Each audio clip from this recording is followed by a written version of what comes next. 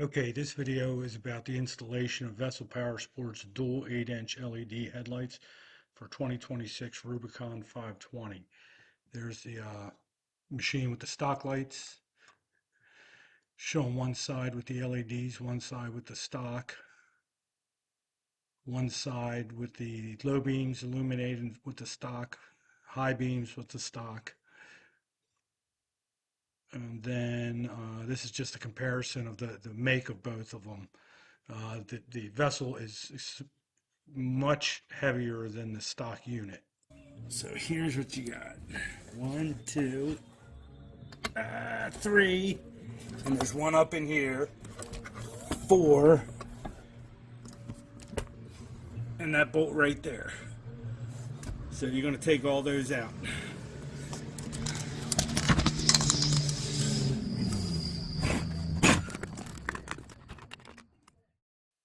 So this part of the video is just removing the light. It's the 4 Phillips, 2 are vertical, 2 are horizontal, and the one 10mm bolt that holds the bracket on the inside bottom of the light. And then you take it out. The electric's easy to disconnect. You just press down on the retainer and unplug it. No muss, no fuss. On the right side of the unit, there's a box hanging in there that makes it a little difficult to get to that inside Phillips. You need a longer screwdriver. It's not impossible to get to it, but it's just a little bit of a pain in the butt.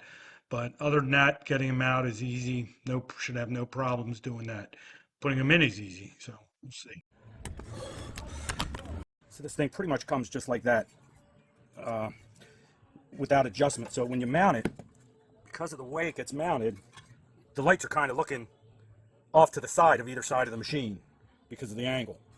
And I put the left one in, or the right one in, and adjusted it while it was up in the machine, but I think it's going to be easier to adjust them out of the machine and then maybe do some fine adjustments after I get it in. So just loosen them all a little bit. And then on the inside of the light, you're going to want to slide that up almost to the end. See how I got it there?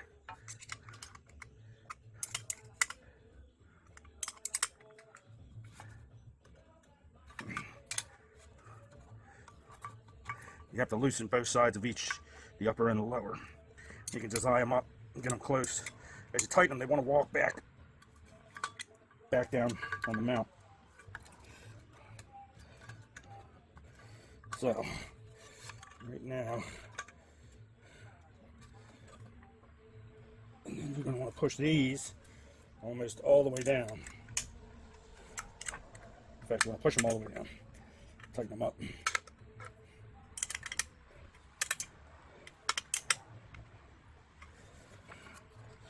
Take a look at them.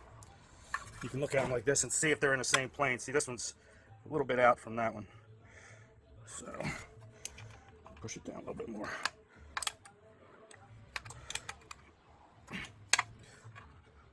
Now it's on the same plane.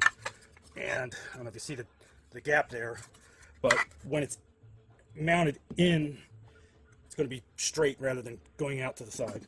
So we'll see. We'll see how much I have to adjust it after I get it in.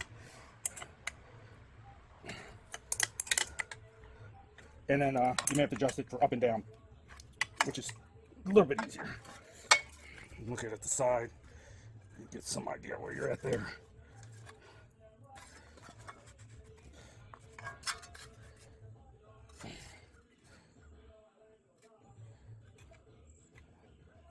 Okay, that was a 10mm wrench. All right, so now we can put it in.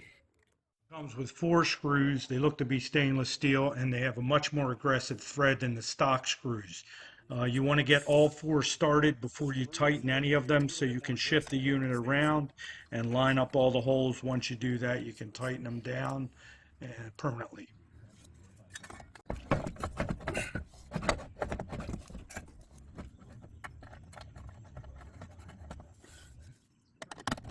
Don't tighten them, please.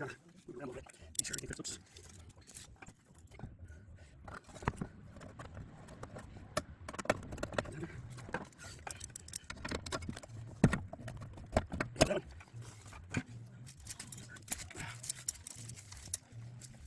And this side is much easier to do than the other side. There's a box in the way over there. I don't know what that's for. I'll have to check with the manual. or whatever. The boxing away makes a pain in the butt. And I'm not left-handed. Actually, I need a drink.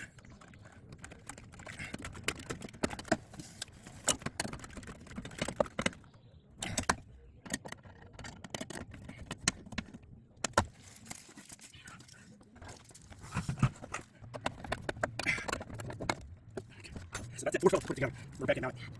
Plugs right in. And here, this is that bracket I'm talking about. That 10 millimeter that goes to the original light. What I think I'm going to do is take a piece of metal strap, maybe 16 gauge or so, and run it up to this nut and put something in there. I'm not going to do that right now, but I think I'm going to come back and do that just to help it give it some more rigidity. It's pretty rigid now. It's not, there's no tension on anything, and it looks pretty good that way. Look good that way. You can see what I meant about aiming them, dropping the inside back and pushing the outside forward. We'll see tonight. All right. Don't forget to zip tie your wire up. I used that little hole right there in the plastic. I don't know if you can see it.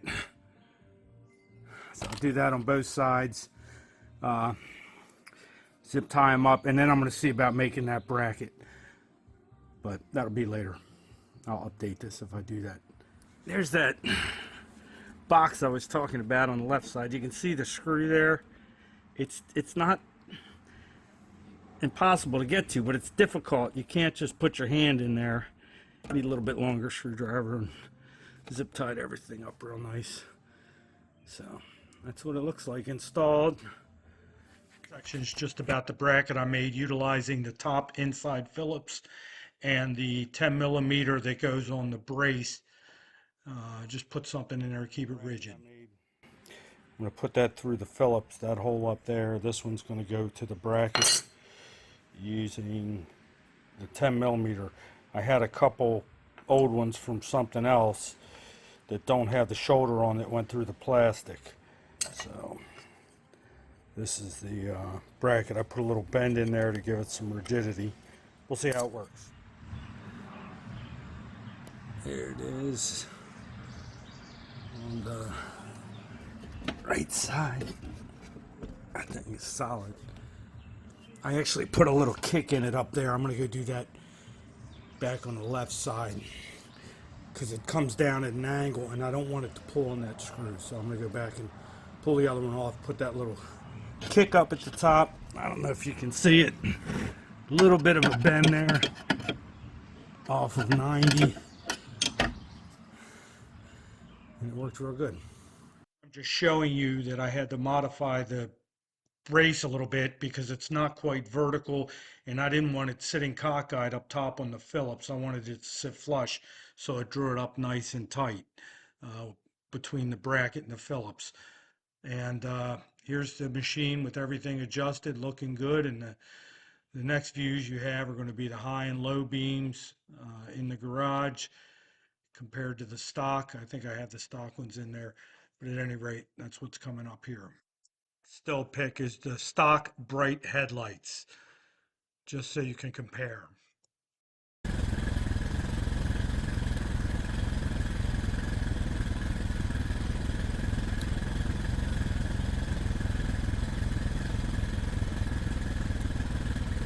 Big difference.